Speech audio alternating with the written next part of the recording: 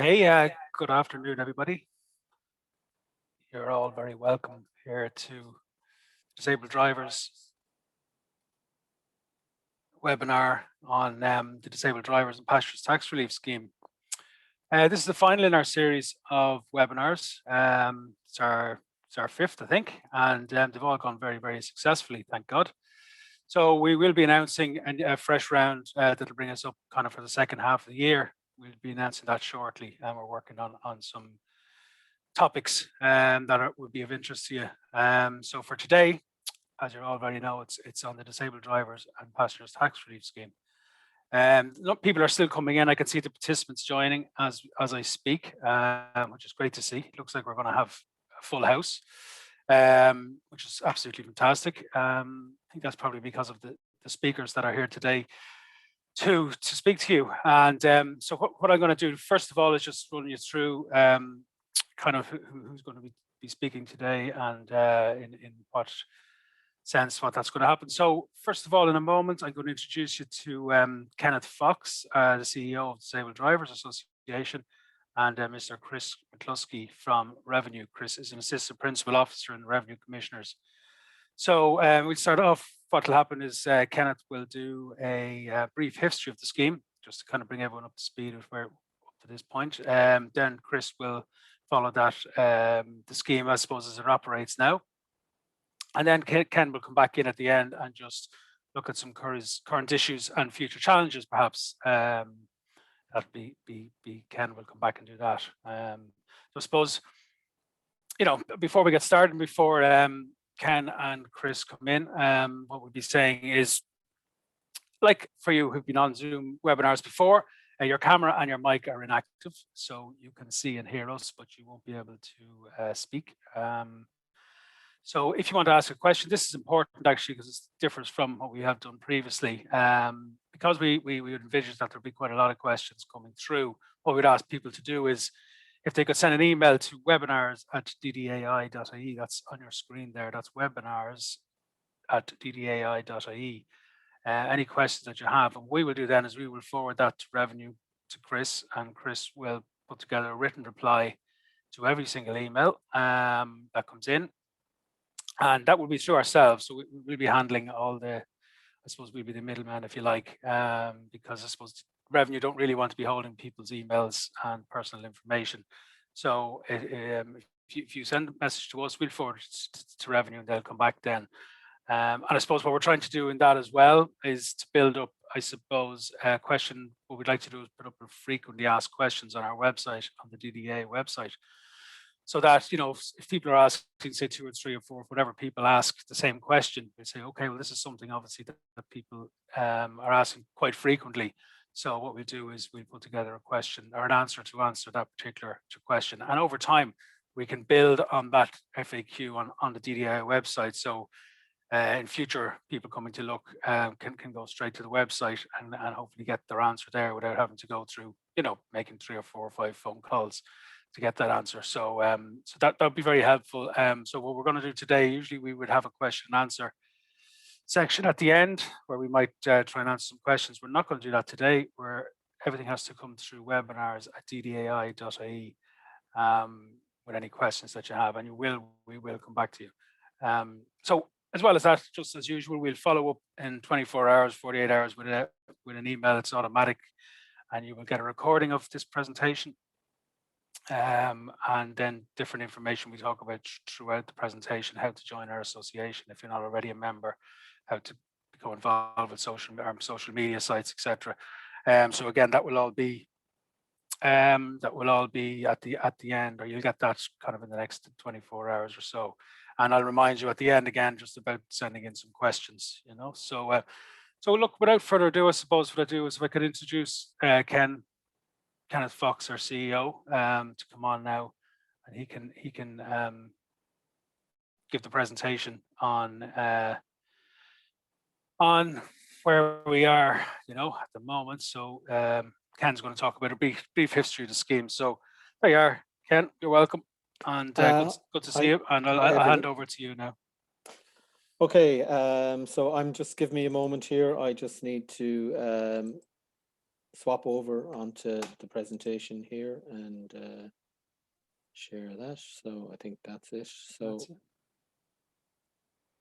okay, I think That's it. Yep. Yep. that's it. Everyone can see that. Sure. So first of all, just to take you on to this is kind of the structure of the presentation. There's a little bit more detail, and as you can see, Chris's presentation is really going to talk about the detail of how the scheme works at present, and you can see a lot of subjects in there, from electric vehicles to Brexit to the margin scheme, which he's going to try and cover in terms of that limited amount of time. So it might be an overview. In the meantime, the first thing I'm going to look at is just the framing of the scheme. So the first thing we look about is just to let people know the scheme is governed by the state. So it's based on national legislation. It's done through the Department of Finance, and any changes that are made directly to the scheme are generally done in the Finance Acts. In other words, the budget every year. So there was an amendment in last year's budget that had a direct impact on the scheme, and that's so all the policy, who gets in, who gets out, the limits, everything is decided by the Department of Finance. And then, in terms of the administration of the scheme, the medical qualification aspect of the scheme is administered by the HSE. So they issue primary medical certs according to the criteria set out by the Department of Finance. And this work is done by the senior area medical offices in each local health area. Now, if we send you the presentation, there'll be a link there to each office in each area, because there's a local health office and then there are small offices in your local district. But the local health office is where you go, and the people that you're looking for is the senior area medical office. And if you are just getting the recording, you can type in that as a search in Google, and it'll bring you to the page with all of the offices listed. Revenue administered the rest of the scheme. In other words, all the other stuff to do with the actual vehicle is administered by revenue. And the full details of that are set out in the booklet. Chris will probably give you a link to this as well. VRT7, and that's the link. That's the explanation booklet for the whole scheme. And Chris is going to try and take you through that later on. So again, neither organization make policy. They can only act and deal with the legislation as it's written by the state or by the Department of Finance. And that's really all they can talk about. They have to operate within the rules that they currently have. So again, the history of this is that the scheme tends to be affected by two things. In other words, the state comes along and it makes an amendment in the Finance Act directly to the scheme, such as they put the medical criteria into legislation in 2021, which we'll talk about later, but that was something that they did directly to the Act. One of the things that happens to the scheme is other legislation in relation to taxes and transport and all sorts of vehicles and other things tend to affect the Act, so or the operation of the scheme. So completely independent stuff that goes on elsewhere. So the margin scheme, which had nothing to do with the Act itself, had a big impact. The NOx legislation, any change to VRT and how it's calculated, any change to VAT and how it's calculated, Brexit, the Northern Ireland Protocol, all of these things have had an impact on how the scheme operates. So you have direct legislation and legislation that affects the thing directly. How does it work? What's the history? The state typically has very high levels of taxation on private motor vehicles, and the disabled drivers and disabled passengers tax relief scheme sought to benefit selected persons with a disability, and I underline that. So it's a selected group with relief from these taxes. So where the vehicle involved has to be adapted for the disabled person's benefit. So the two key things is it's a select group of people, and there has to be an adaptation to the vehicle. That's the way it operated. So this scheme was going since 1968. It started off pretty much aimed at wheelchair users, your classic spinal injury cases, and lower limb amputees were really the group it was in. It was intended, the focus of the scheme was on mobility to enable persons to access employment. And so it originally only applied to adults.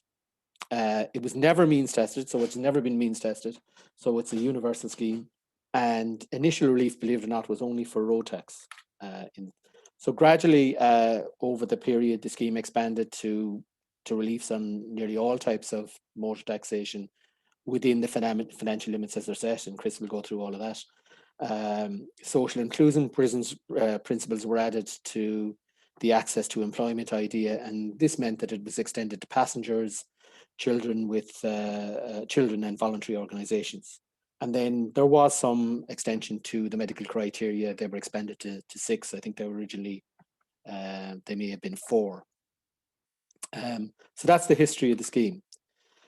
So the reason that it works is the scheme gives relief from purchase taxes. The scheme relief from purchase taxes provides a value advantage over the general market. In other words, when you buy your vehicle, you're getting an advantage over the other people that are buying the market. And if the initial relief is greater than the depreciation in value over the 2 years you have to keep the car, then it's possible to replace the cars at little or no cost at one time. And that really depends on how lucrative a disposal you can achieve from the resale after 2 years. And then there are other reliefs, which is the fuel grant, motor tax, and also some relief on tolls that also help with ongoing medical or running costs. So the scheme is most successful for beneficiaries when taxes on new cars were high and resale prices were high. So as you see in the little graph there, your market gap is the taxes. This is the price paid. And the idea would be then is that when you go to resell, in 1993, it was 50%. So in fact, there was a good chance when taxes were really high that you could sell the car for as much or maybe even a little bit more than you paid for it. And obviously the tax gap now is much smaller, and that's very much not the case. But that was the advantage of the scheme, and that was the mechanism by which it works. So that's the introduction. Just to summarize again, it's governed by the Department of Finance, administered by the HSE from the medical qualification point of view, and essentially revenue from all the other things around the vehicle. They're the administrators. And it works because this tax gap that you have over the general market. So I'm going to pass you on to Chris now, and he'll take you through how the scheme works in a lot of detail. So we're very grateful to Chris for coming along and doing that. So over to you, Chris.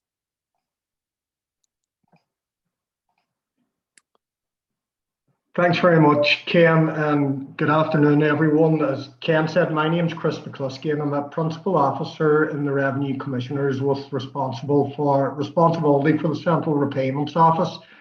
And as most of you know, the Central Repayments Office is responsible for the administration of a number of schemes for disabled persons. These schemes include the Drivers and Passengers with Disability Scheme, and from now on I'll just refer to that as the DPD scheme, and the Fuel Grant and VAT on Aids and Appliances scheme. My presentation this afternoon shouldn't take much more than 20 minutes, and I intend to give a brief overview of our schemes, the application process, the documentation required, and outline some common application issues that can result in a delay in the CRO processing your claims. So if you just give me a second there, I'm going to turn my video off and I'm going to share my presentation with you. So 3 seconds.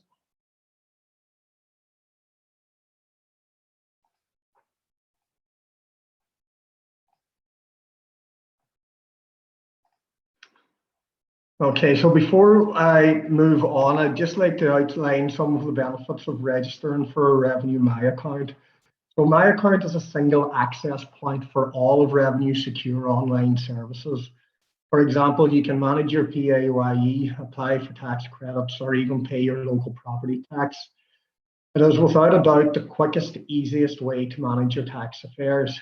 My account is quick, it's convenient, and it's easy to use. You can update your personal details, review your tax affairs, make payments, and of course apply for the Fuel Grant, the DPD scheme, or the Aids and Appliances for people with disabilities. It can be accessed 24 hours a day, 365 days a year, and you can access it from multiple devices such as a desktop PC, a smartphone, or a tablet. It is met all the standards of the International Organization of Standardization, and it is considered extremely safe and secure. My account is the fastest, most convenient, straightforward means for applying for schemes administered by the Central Repayments Office, and full details of the application process, including the documentations that you need to apply, are available on Revenue's website at www.revenue.ie. So who can apply? To be eligible for the Drivers and Passengers with Disabilities scheme, the person with the disabilities must be in receipt of a primary medical cert. And as Ken has already stated, the assessment for an awarding of the PMC is the responsibility of the HSE, and Revenue is not involved in any aspect of the process. So really, if you have any queries in relation to PMC or the qualifying criteria, they need to be directed towards the HSE. A driver with disabilities can apply for a vehicle that is adapted to suit the driver's needs, and the adapted vehicle must be registered in the name of the person with the disabilities. A passenger with disabilities can apply for a vehicle that has been adapted to suit the needs of the passenger. And again, that vehicle must be registered in the passenger's name. Family members or persons with disabilities can also apply. And in this scenario, the vehicle would be registered in the name of the family member. Qualifying organisations can also apply for the scheme, where the vehicle is being used for the transportation of primary medical cert holders. And in that scenario, the vehicle will be registered in the name of the qualifying organisation. So there's refund limits, and the chart that you're looking at there shows the amount of relief that can be granted under each of the categories and adaptation types. Again, these details are all available on revenue.ie. The majority of adaptations that are carried out to the vehicles on the scheme come within the first adaptation category, which has a limit of €10,000 for drivers and 16,000 for passengers and family members. And just to note, the adaptation must be fixed to the vehicle, and a vehicle is not considered as meeting the adaptation criteria solely on the basis that it contains optional extras that are readily available from the manufacturers. So an example of this would be automatic transmission. And look, I'm not going to expand any further on extensive or specific adaptations, as they actually affect less than 2% of the total registrations. However, full details are available on revenue.ie. So the application process is a two-step process whereby the applicant completes an application for approval and then makes an application for a refund of the VAT on the purchase and adaptation of the vehicle. So there's a number of different types of vehicle, and an application for the scheme can be made in respect of a new vehicle, an imported vehicle. A new vehicle is a vehicle that has not yet been registered. An imported vehicle is a vehicle that has been registered in another jurisdiction but has not yet been registered in Ireland. So that would be your normal import from the UK or Northern Ireland. In the case of new and imported vehicles, VRT is exempted at the time of registration. A used vehicle is a second-hand vehicle that has already been registered in Ireland. And in the case of used vehicles, residual VRT may be due and will be refunded when the vehicle has been approved on the scheme.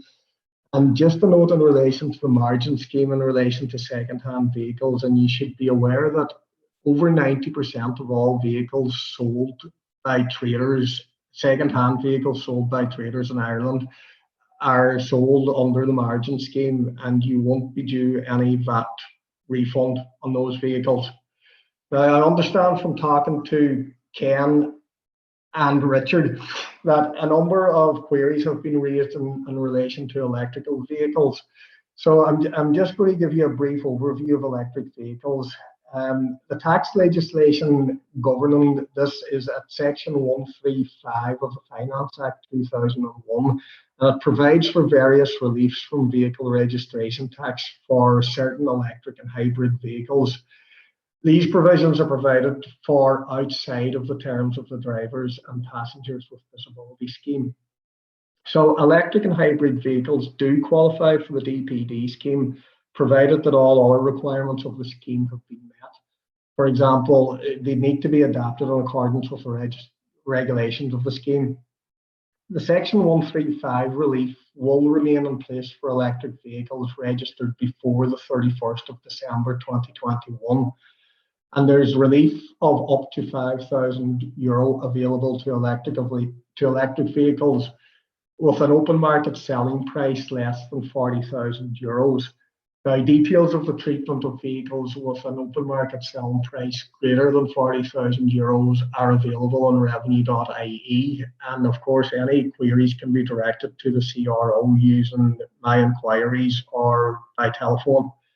So as an example, if a primary medical cert holder purchases an electric vehicle with an open market selling price of €30,000 and the VRT due on that vehicle is €6,000, the Section 135 relief will reduce that amount by €5,000, leaving an outstanding balance of VRT of €1,000.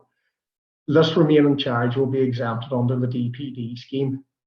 So Section 135 relief for hybrid and plug-in vehicles expired on the, for hybrid and plug-in hybrid vehicles expired on the 31st of December 2020.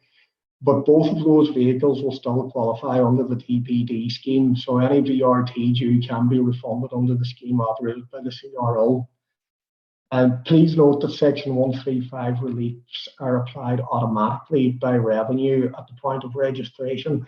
So you don't actually need to submit any application to receive the €5,000. I just wanted to have a word on NOx as well, as I understand a number of queries have been raised in relation to NOx. So basically, for vehicles that are first registered in Ireland after the 1st of January 2020, a NOx charge will form a component of the calculation of the VRT charge and is therefore refundable under the scheme. However, the NOx charge adds to the overall amount refunded and may in some cases be in excess of the refund limits. So you should ensure that you take into account the NOx charge to ensure that you don't exceed the thresholds. Paper applications will be accepted, but just to reiterate that the online system is the most convenient method of applying for any of the schemes operated by the Central Repayments Office. So after you have been approved on the scheme and the vehicle has been approved, a letter of exemption will issue. And in the case of new vehicles, a letter of exemption should be given to the garage, who will use the letter to register the vehicle as exempt from VRT. In the case of an imported vehicle from the UK or Northern Ireland, the letter of exemption must be brought to the NCT Centre, who will register the vehicles as exempt from VRT. So once the vehicle is registered, an application for a VAT refund on the vehicle and the adaptations can be submitted to the CRO. Now, I understand also that there's been a number of queries in relation to Brexit, so I'm going to touch on Brexit very briefly and outline a couple of scenarios. But again, I'll explain to you, it really is buyer beware. But basically, since the 1st of January 2021, Brexit may affect how vehicles are imported from the UK and Northern Ireland. And when I say UK, I refer to Great Britain or mainland UK. So for vehicles imported from Great Britain, you will need to provide a customs declaration, a foreign registration document such as a V5C, and other supporting documentation such as an invoice and freight costs and insurance. Now, there will be additional charges on all vehicles imported from mainland UK, and customs duty on the vehicles is calculated at 10% of the invoice price, plus any additional costs such as freight and insurance, and that value is then converted to euro. So, for example, if you purchase a vehicle in, say, Liverpool for £10,000 and freight and insurance cost is £500, you would add those two figures together and convert the £10,500 to euro and calculate your customs duty at 10% of that value.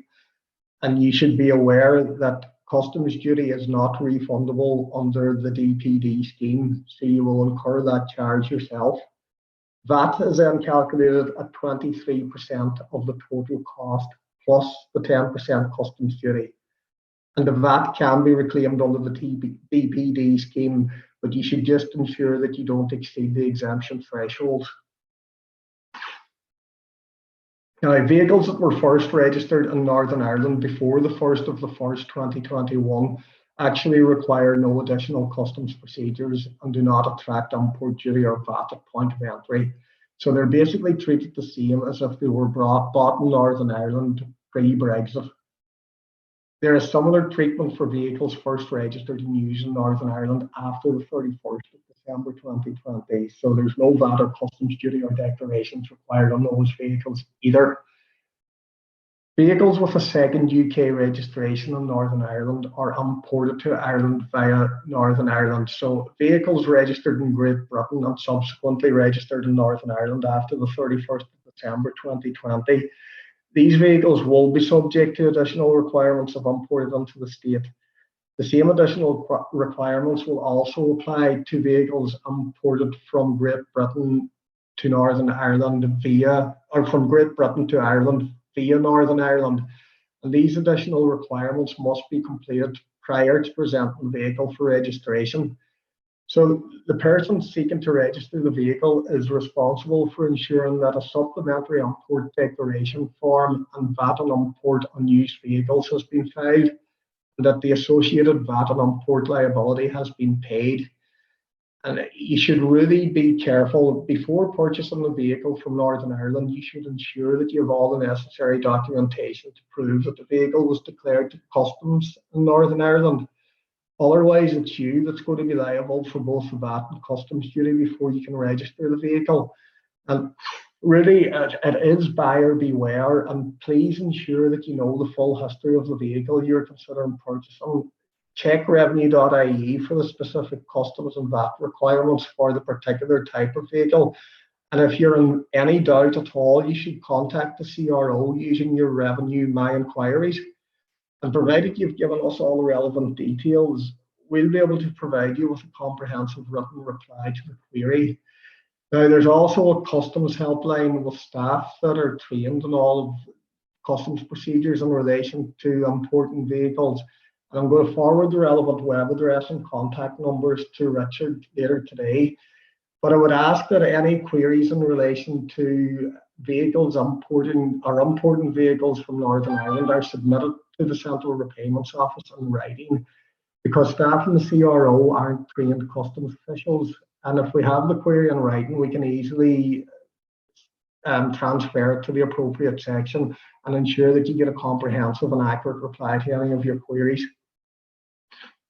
So after you've registered your vehicle, you're then entitled to make a VAT refund. And a VAT refund can only be submitted after the registration process has been completed and the VAT has been paid in full.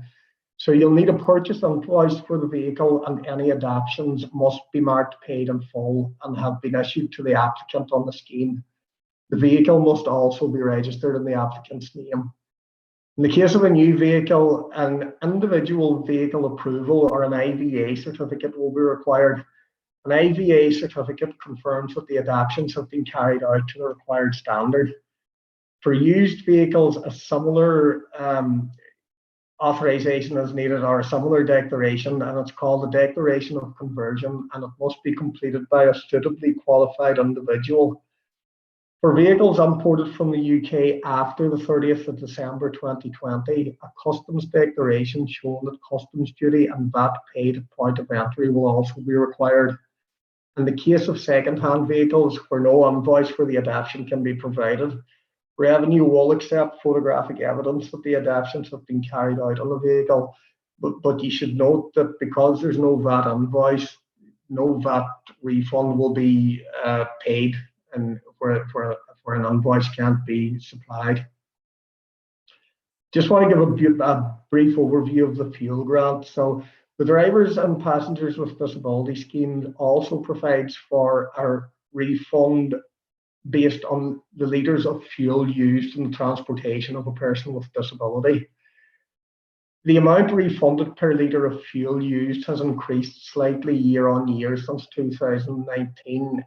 And many of you are probably aware that systems issues caused by the rate change early this year did cause significant delays in the fuel grant reclaims. And I'd really like to take this opportunity to personally apologise to anyone that was affected by those delays. And I want to assure you that we have put in place procedures to try and avoid any similar issues next year. So the current rates are 59 cents per litre for petrol, 48 cents per litre for diesel, and 10 cents per litre for LPG. And the online system will automatically apply the correct rate depending on the year for which the grant is being claimed.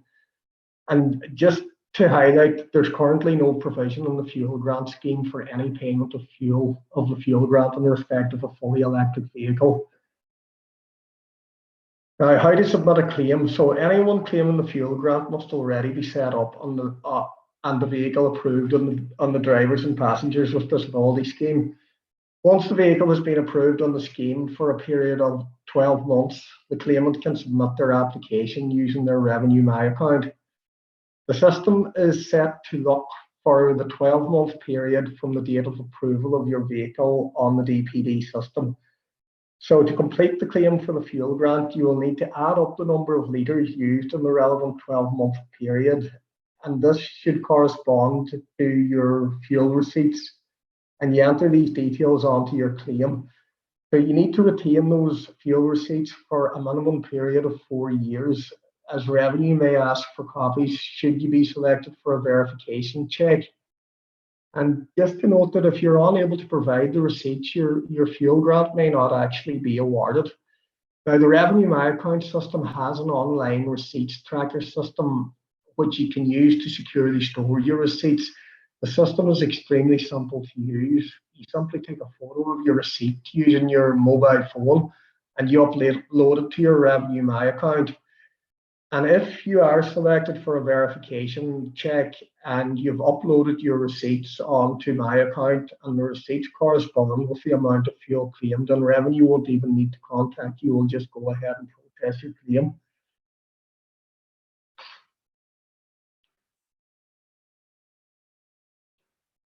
Now, if you're unable to make a claim using the online My account system, Revenue will accept a paper claim using Form FG1, which is available to download from the Revenue website. But please, if at all possible, submit all your claims using the Revenue My account system, as it's the most efficient way of getting your refund out to you.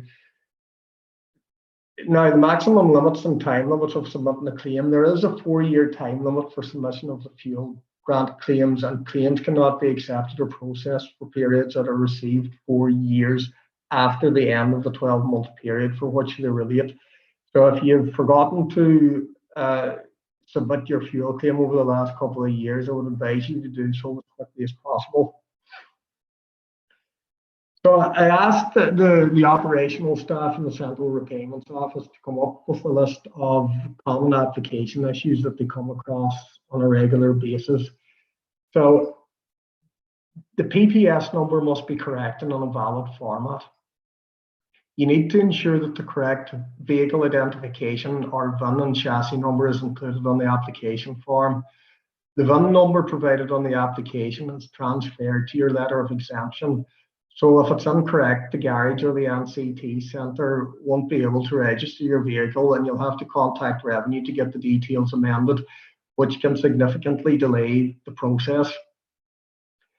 And a lot of applications are submitted under the incorrect application type. So please ensure you read and understand the options available before making your selection. And again, if you're in any doubt, please contact us either by telephone or using My account. And again, My account is the most effective way of contacting Revenue. Now, some applications have no primary medical certificate attached, and instead what's attached is a letter informing the applicant they've been awarded the PMC, but it's the actual PMC that is required, and if it's not included, your claim can't be processed. In cases where the primary medical certificate holder doesn't actually reside with a family member, a waiver of residency form is required and must be completed and uploaded with every application. So even if you're renewing the vehicle after 2 years and you submitted a waiver of residency with your initial application, you'll be required to submit a fresh waiver of residency with the renewal application. Paper applications are sometimes not signed or dated and don't have the bank details included. And if that's the case, these forms have to be returned.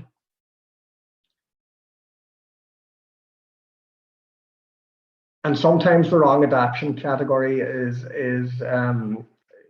selected. So again, if you're in any doubt about what adaptation category your vehicle falls under, please feel free to contact the CRO.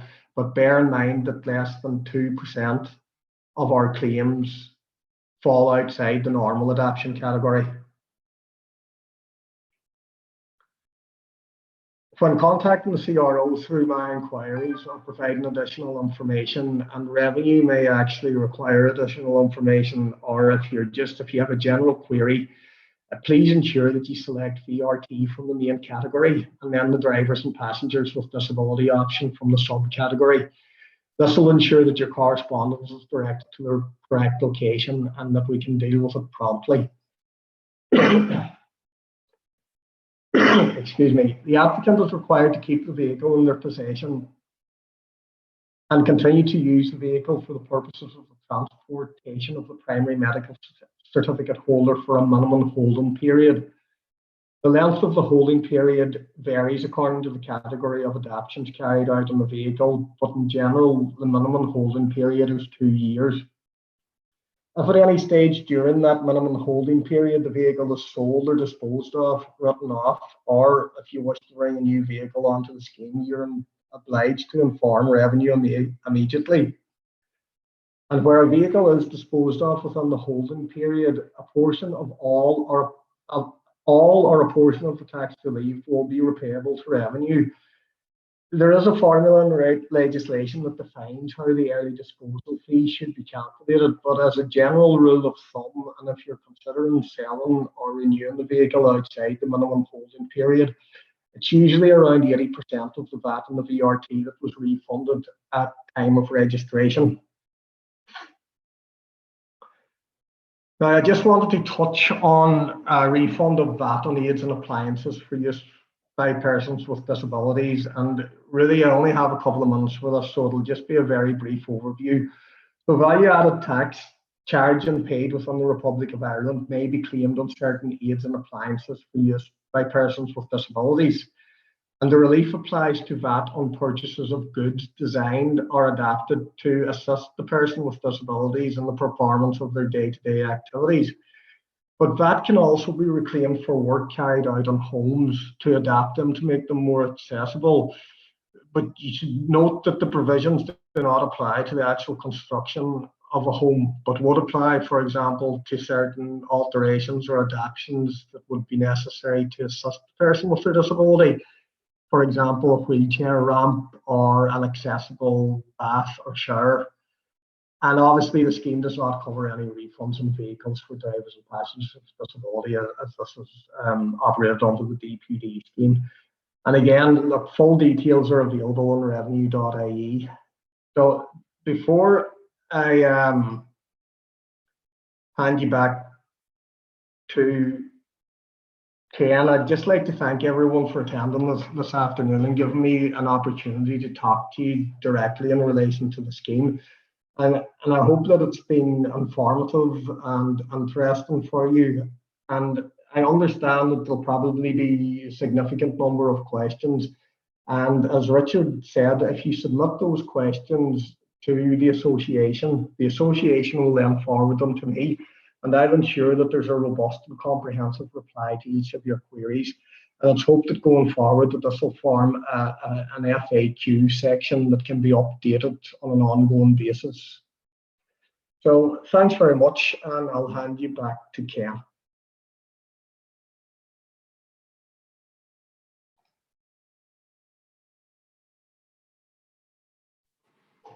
Thanks, Chris. That was super. Sorry, yeah, very much. I was muted there for a sec. Okay, Grant, can't continue. Talk to you later. Okay.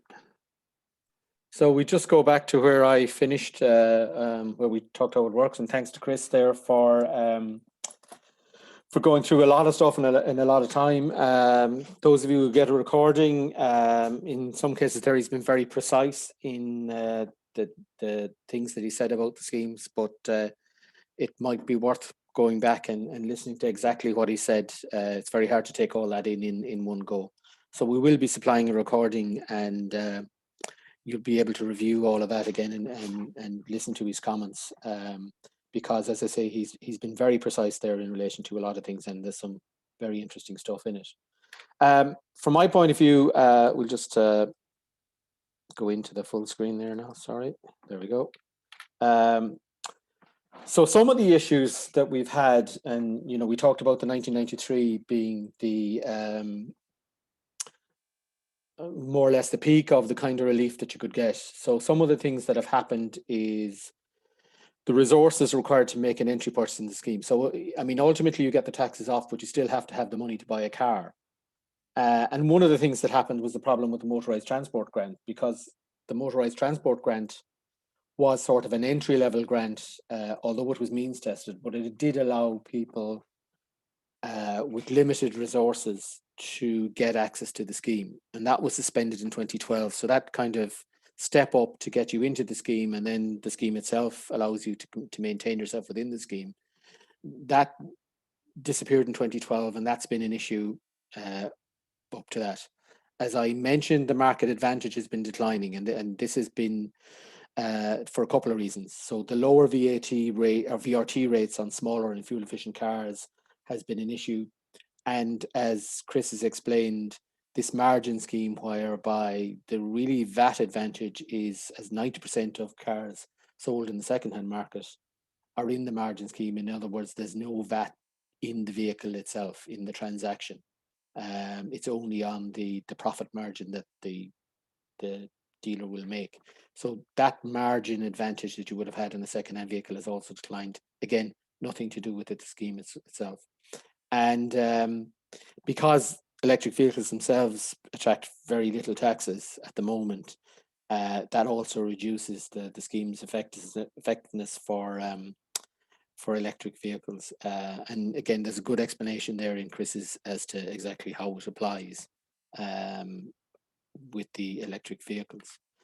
So the other one is, I suppose, the structure of the scheme is that, the more VRT in the car, in other words, and the more money you can spend, the more value. So if the taxes are 25% of a vehicle, if you're spending 40K, you have to spend 40K to use the full allowance as a driver, and to use your full allowance as a passenger, if the taxes are 25%, you have to spend 64K.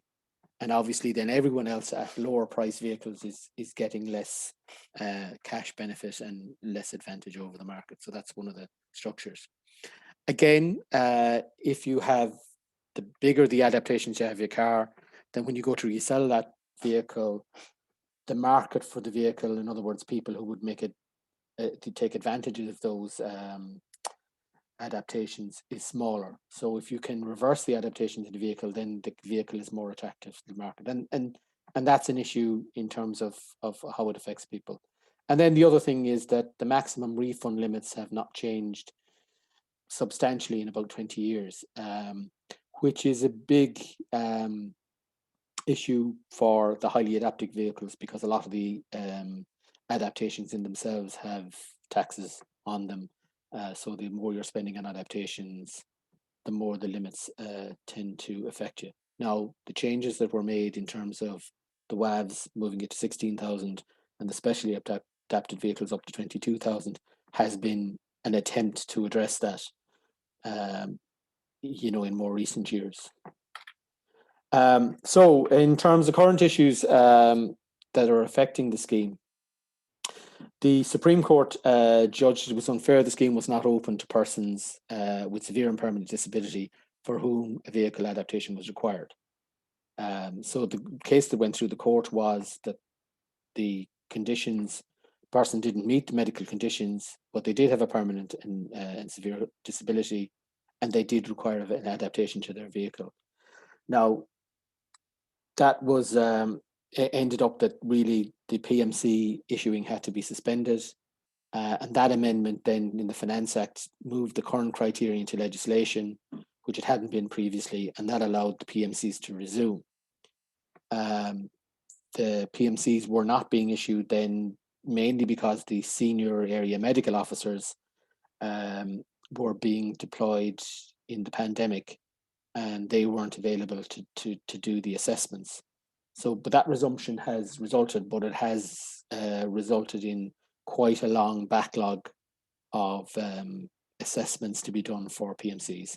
Now, those of you that are already have your PMC from years ago aren't affected by that, but if you're planning to enter the scheme, it is one of the barriers at the moment.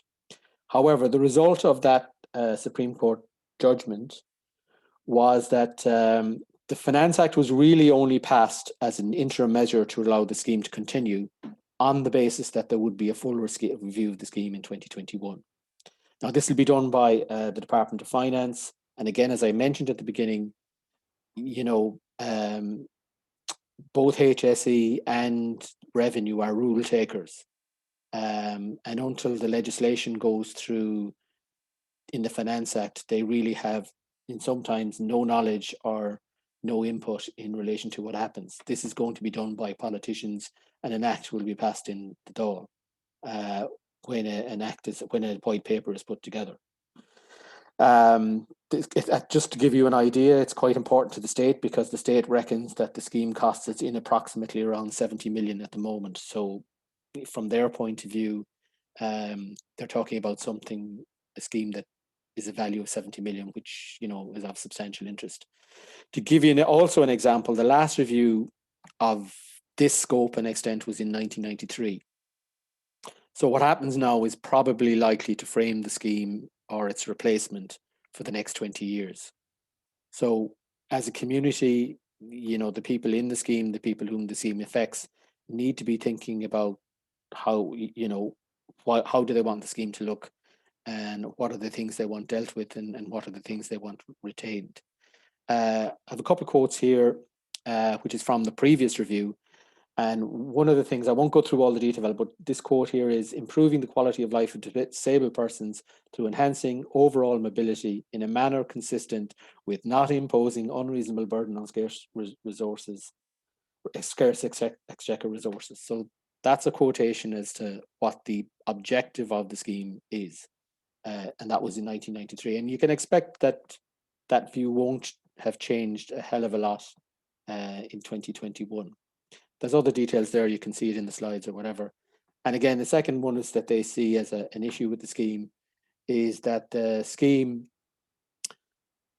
was not established as a general measure for all persons with disability, but only for people with specific disabilities. And you can see there it mentions that the scheme is a relatively generous scheme. So these are stuff that's written down and in previous reports that are likely to affect the thinking on how the review is done. So just to conclude, there are 15,000 active participants in the scheme as of now.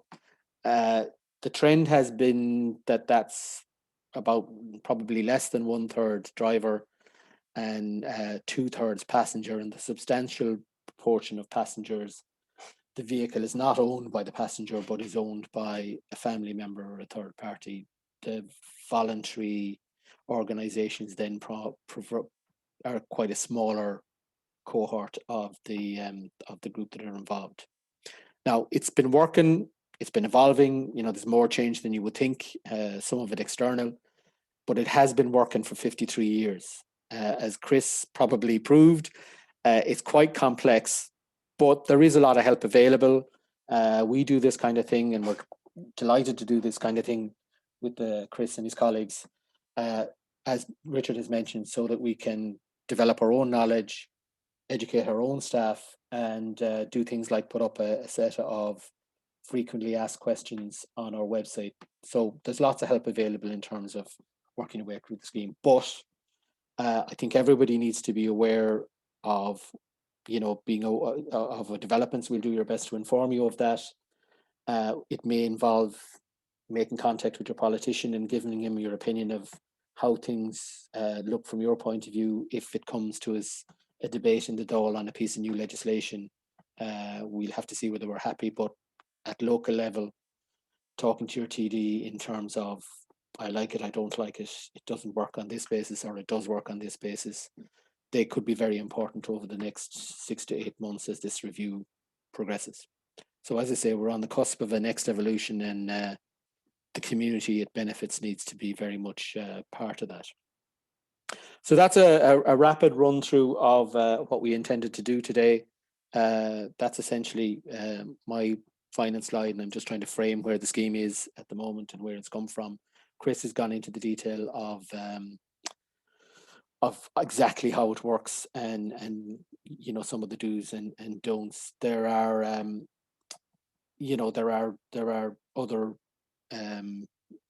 other things to avoid, which we've done other presentations at various things as well, but that's as much as we can cover today. I'll hand you back to Richard, who'll just give you the housekeeping bits that we want to do, and we'll close up for the day. So thank you all for attending. Thanks to Chris, excellent information, and we'll talk to you at the next one.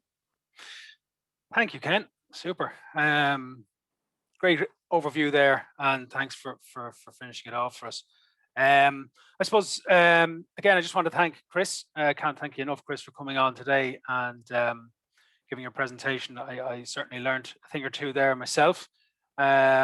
And what we're going to do is, as we said, we keep saying, is we're going to build up a frequently asked questions section on our website, which we'll get working on next week. So if people could, I saw a couple of people asking questions there on the chat. If you could, so we don't have time to get to them today, but if you could maybe just frame them in an email and send them to webinars@ddai.ie. As I say, we will get back to you with an answer through from revenue. So if you send them to that email that's on the screen there, what I'll do is in the follow-up email that you'll get in the next couple of days will be number one, a recording of today's presentation. You will also get, Ken mentioned there, and I took a couple of notes, a link to the HSC local, the local offices, the senior medical officer. So I'll put that link directly into the email. I'll also put a link to the VRT7 booklet that Ken mentioned as well. And anything else I can think of in the meantime, if there's any links, I'll just, rather than you having to, you just have to click on the link and it'll bring it directly to it. I'll put the webinars at DDAI as well on it. And anything else I say that comes to mind. But for now, I just want to say thank you to everybody. And as I mentioned, we will be coming up with, I suppose, another series of webinars for the second half of the year. Hard to believe I'm saying that it's May already. May, halfway through May, but there we are where we are. Things are looking up in terms of things getting slightly back to normal. Vaccination seems to be going well, and you hear more and more people out and about, and the roads are certainly getting busier. And just with shops opening now on Mondays, things are starting to feel a bit normal again, which is absolutely fantastic, and I hope everyone lifts everybody's spirits. So okay, well, I think we've come to the end anyway. So thanks again, Chris. Thanks, Ken. And we'll sign off, and best of luck to everybody, and we'll talk soon. Thank you. Bye-bye.